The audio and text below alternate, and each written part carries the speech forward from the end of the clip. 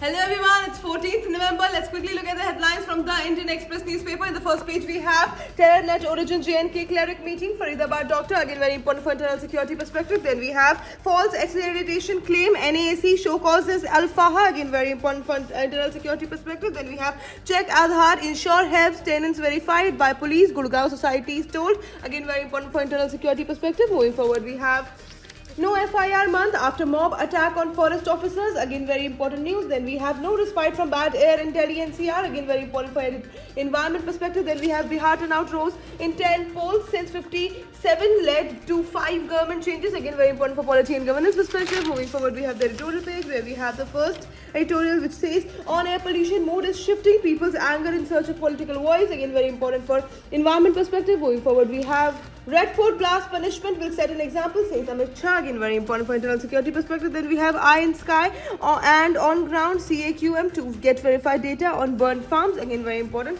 Then moving forward, we have Nelly massacre report shows demographic change, says Himanta. Again, very important for internal security perspective. And that is it for today. I will see you in another video. Until then, bye-bye. Take care.